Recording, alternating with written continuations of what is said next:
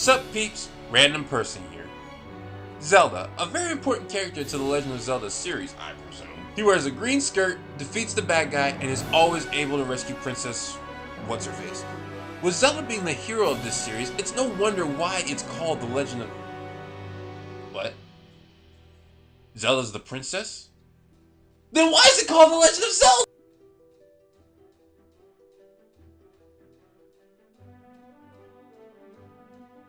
Gonna start this capture with an age-old question.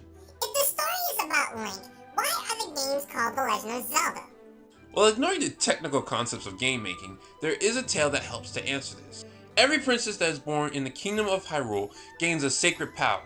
That power has been called many things, from the power of Hyrule to light power, but thanks to Skyward Sword, we must now officially refer to it as Helia's power. You know, Helia, that goddess that no other game ever even hinted existed, but Skyward Sword suddenly said existed and she had always existed. Yeah, we have to refer to it as her power. Or not. Enter our Zelda, who follows this same tradition of inheriting light powers, along with her own personal history.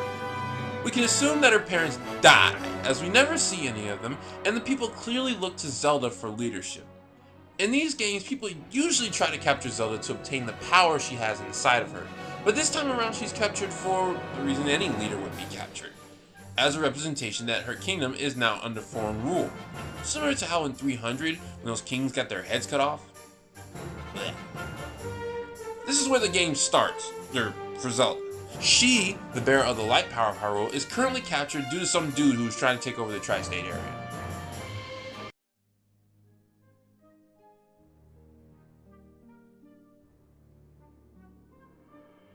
Twilight Princess matures everything about Ocarina of Time, and the princess is no exception.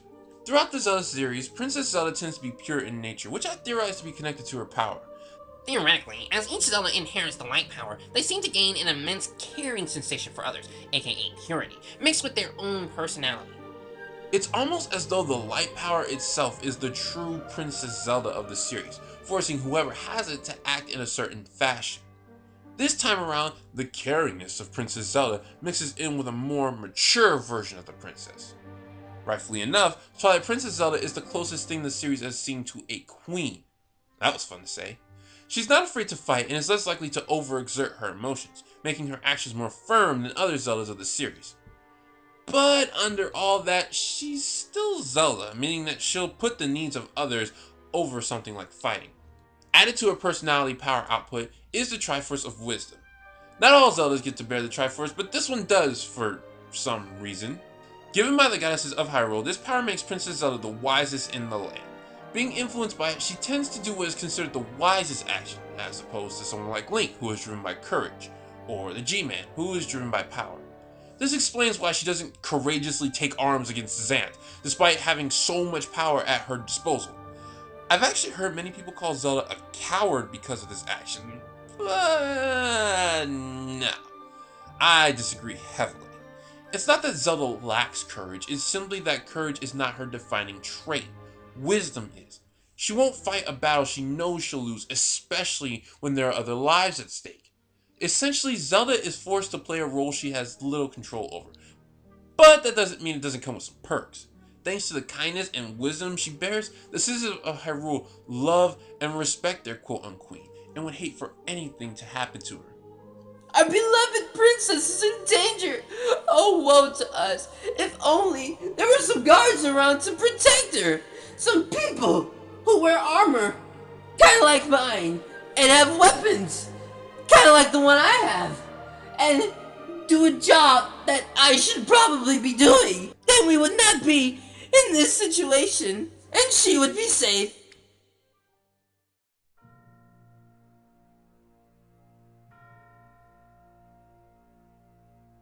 Purity and wisdom is the name of the game. Are the names of the game. Are the names of the games, or something like that. Remember those light characters I mentioned in Link's character capture, and how he was a major representation of one? Well, Zelda is the ultimate representation of a light character in this game. Recap!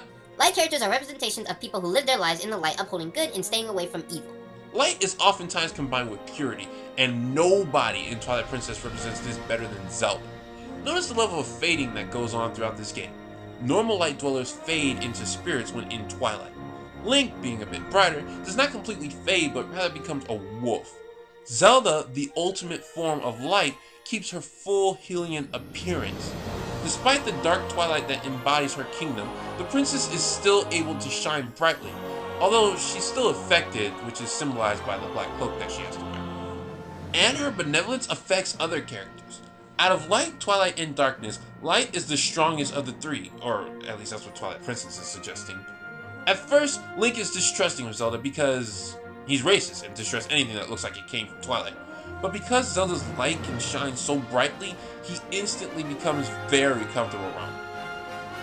A little too comfortable, actually. Oh my goodness, that face! Midna, whom we've identified as a Twilight character, puts up an early appearance that she's not very tolerable to those who dwell in the light. However, even when she's making fun of Zelda, our favorite imp does not want to truly say anything bad about the Light Princess. This is because even though not everybody always likes light characters, they often tend to still respect them. Ever have that friend who always did right and you couldn't stand them because they were so perfect? It's kind of like that. Later on, Midna demonstrates that she will do anything to ensure that Zelda remains out of harm's way, going so far as hesitating when trying to expunge Ganondorf. Speaking of Midna, take note of the scene where Zelda gives her power to make sure Midna can survive. Story-wise, you could simply call this Zelda passing on her power, or her life force.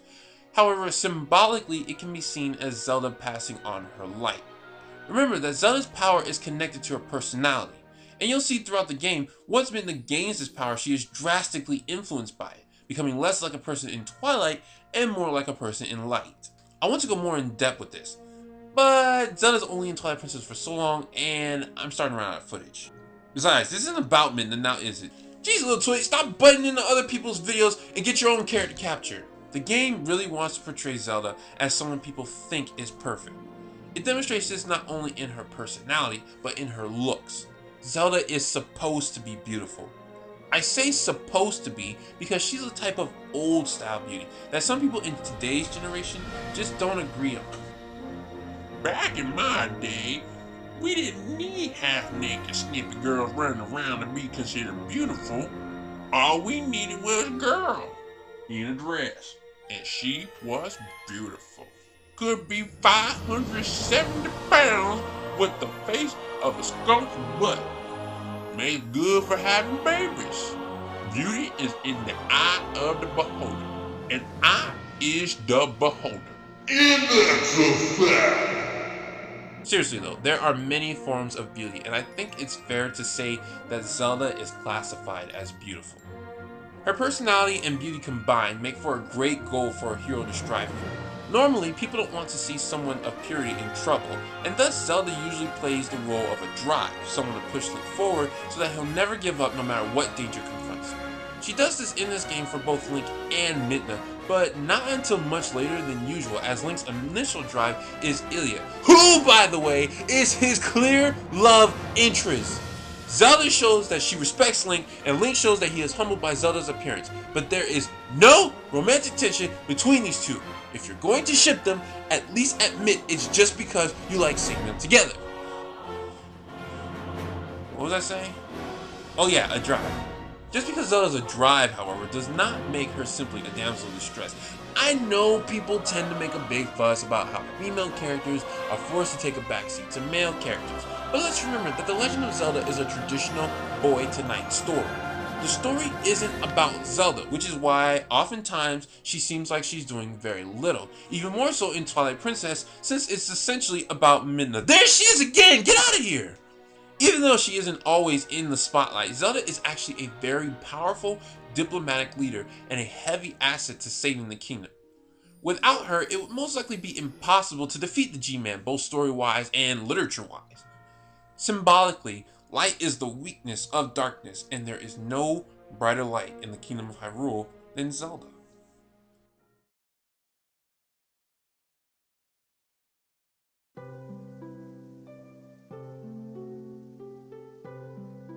Overall, Twilight Princess Zelda is a version of a stereotypical fantasy princess.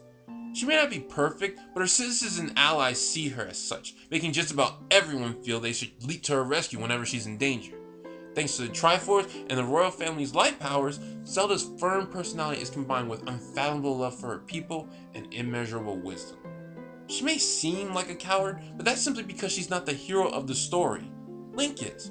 And as always, Zelda must take a back seat as a support so that the hero looks better. Even still, in her own way, Zelda shines much more brightly than Link.